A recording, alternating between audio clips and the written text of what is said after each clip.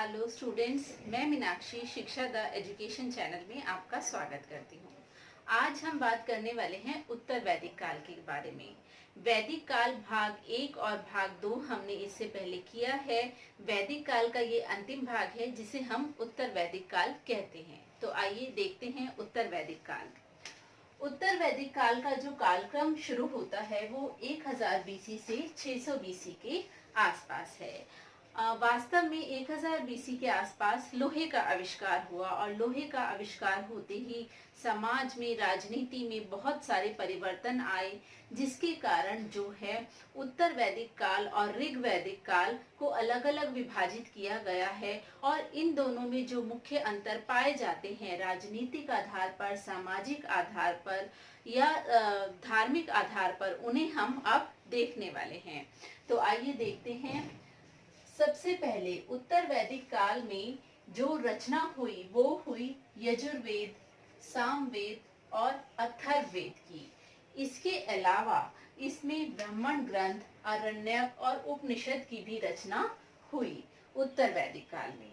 इससे पहले जो हमने काल देखा वह ऋग्वैदिक काल था, जिसमें मुख्य रूप से ऋग्वेद की ही रचना हुई थी। परंतु उत्तर वैदिक काल में अन्य 3 वेदों की रचना हुई, यजुर्वेद, सामवेद और अथर्ववेद। उत्तर वैदिक काल में जो पहले कबीलाई व्यवस्था थी ऋग वैदिक काल की, वो विलय होकर जनपदों में परिवर्तित हो गई। अर्थात उत्तर वैदिक काल में जो राजनीतिक जीवन था उसमें जनपदों का निर्माण हुआ। जनपदों के निर्माण के साथ साथ राजा की शक्ति में वृद्धि हो गई। राजा की शक्ति में वृद्धि हो गई। इससे पहले राजा की शक्तियां सीमित थी ऋग्वैदिक काल में, क्योंकि उसका जो सारा कार्यभार था वो सभा व समिति संभालती थी। उनके पास कोई भी राजनीतिक निर्णय लेने की शक्ति रहती थी। परंतु अगर उत्तर वैदिक काल की बात करें तो राजा की शक्तियों में वृद्धि हुई और वह अपनी मंत्री परिषद के साथ मिलकर राजनीतिक निर्णय लेने लगा।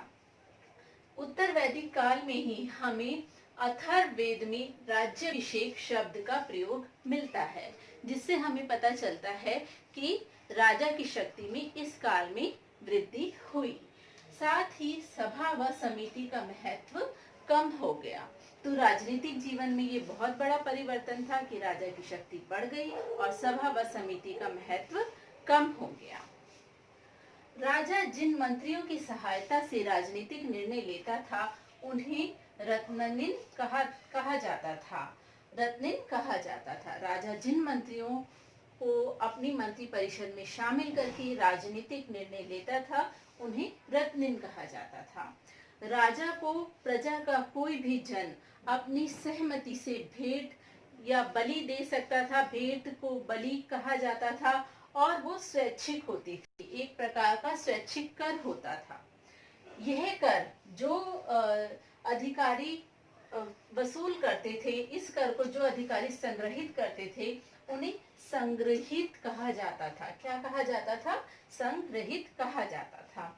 तो इस प्रकार राजनीतिक जीवन में ये जो मुख्य परिवर्तन आए वो ये थे कि जनपदों का निर्माण हुआ, राजा की शक्ति में वृद्धि हुई, सभा व समिति का महत्व कम हो गया, रत्निन जो थे वो राजा की सहायता करते थे, स्वैच्छिक करों का निर्माण हुआ और जो अधिकारी करों का संग्रहण करते थे उन्हें संग्रहित कहा गया। अगर हम बात करें सामाजिक जीवन की, तो सामाजिक जीवन में भी इस काल में बहुत परिवर्तन आए। सामाजिक जीवन में भी इस काल में महत्वपूर्ण परिवर्तन आए। ऋग्वैदिक काल में जहाँ स्त्रियों का महत्व बहुत अधिक था, उन्हें सभा व समिति में भाग लेने का अधिकार था, परंतु इस काल में, उत्तर वैदिक काल में जो सामाजिक व्यवस्था है वह पितृ प्रधान हो गई। किस प्रकार की हो गई? सामाजिक व्यवस्था पितृ प्रधान हो गई और संयुक्त परिवारों का निर्माण होने लगा। स्त्रियों की दशा में जो पतन है वो इसी काल में प्रारंभ हुआ। स्त्रियों की दशा में पतन का प्रारंभ हुआ। अर्थात पहले स्त्रियों को जो अधिकार प्राप्त थे सभा व समिति में भाग लेने के और पुनर्विवाह करने के, व अन्य कई अधिकार प्राप्त थे, वह इस काल में उनसे छीन लिए गए। एक और सामाजिक महत्वपूर्ण परिवर्तन जो इस काल में हुआ वो ये था कि जाति जो है वो जन्म के आधार पर होने लगी। इससे पहले जाति कर्म के आधार पर होती थी, परंतु उत्तर वैदिक काल में जाति जन्म के आधार पर होने लगी। इसका अर्थ यह है कि ब्राह्मण का पुत्र ब्राह्मण रहेगा, क्षत्रिय का पुत्र क्षत्रिय, तो जन्म के आधार पर जाति का निर्धारण होने लगा। स्त्रियों व शूद्रों को उपनयन अधिकार से वंचित कर दिया गया। स्त्रियों व शूद्रों को सभा व समिति में भाग लेने के अधिकार व किसी भी कर्मकांड में भाग लेने के अधिकार से वंचित कर दिया गया। इसमें इस काल में एक और जो सामाजिक परिवर्तन हुआ, महत्वपूर्ण परिवर्तन हुआ, वो यह था कि इस काल में 4 आश्रमों ब्रह्मचर्य, गृहस्थ, वानप्रस्थ व संन्यास आश्रम की बात कही गई है। ये जाबालोपनिषद में चारों आश्रमों की बात कही गई है। तो ये क्वेश्चन पूछा जाता है कि किस उपनिषद में 4 आश्रमों का जो है वर्णन मिलता है, तो जाबालोपनिषद में चारों आश्रमों का वर्णन मिलता है। अगर हम आयु की बात करें तो ब्रह्मचर्य आश्रम जो है वो 0 से 25 वर्ष तक की आयु में कहा गया है। गृहस्थ आश्रम 25 से 50 वर्ष की आयु में, वानप्रस्थ 50 से 75 वर्ष की आयु में, व संन्यास आश्रम जो है वो 75 वर्ष की आयु से आगे कहा गया है। अगर हम मनोरंजन की बात करें तो उत्तर वैदिक काल में मनोरंजन के जो प्रमुख साधन थे वो लोक नृत्य, जुआ, संगीत व युद्ध आदि हुआ करते थे। तो ये हमने देखा सामाजिक जीवन उत्तर वैदिक काल में।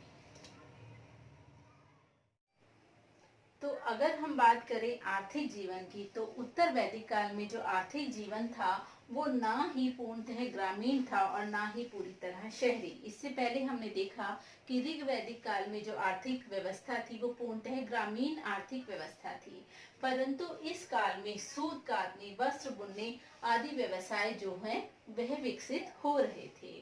इस काल में शतपथ ब्राह्मण में कृषि की 4 क्रियाओं का उल्लेख मिलता है। तो ये डायरेक्ट क्वेश्चन आता है कि कृषि की 4 क्रियाओं का उल्लेख किस ब्राह्मण में मिलता है, तो वह है शतपथ ब्राह्मण। इसके साथ ही काठक संहिता में 24 बैलों द्वारा खींचे जाने वाले हल का उल्लेख मिलता है। किसमें मिलता है? काठक संहिता में। औद्योगिकरण का विकास क्योंकि हो रहा था तो नए नए व्यवसाय अस्तित्व में आ रहे थे। इन व्यवसायों में प्रमुख है रथ निर्माण, रंगरेज, धोबी, चर्मकार, तीर धनुष निर्माण, कसीदाकारी आदि। तो अगर हम इसी काल की माप की इकाइयों की बात करें तो निष्क तथा शतमान माप की प्रमुख इकाइयां थी उत्तर वैदिक काल में। निष्क तथा शतमान, तो ये हमने देखा उत्तर वैदिक काल का आर्थिक जीवन। अब हम बात करते हैं उत्तर वैदिक काल की सामाजिक जीवन की। तो सामाजिक जीवन की अगर हम बात करें तो उत्तर वैदिक काल में यज्ञ तत्कालीन संस्कृति का मूल आधार थे, अर्थात यज्ञ को बहुत महत्व दिया जाता था।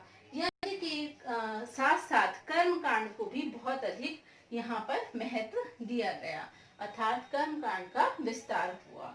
तो जब कर्म कांड का, यज्ञ का विस्तार हुआ तो ब्राह्मणों की जो स्थिति है वो बहुत ही ऊंची हो गई। लोग उन्हें काफी मानने लगे और उनके द्वारा सुझाए गए जो भी उनके उपाय होते थे उनको वो अपनाने लगे।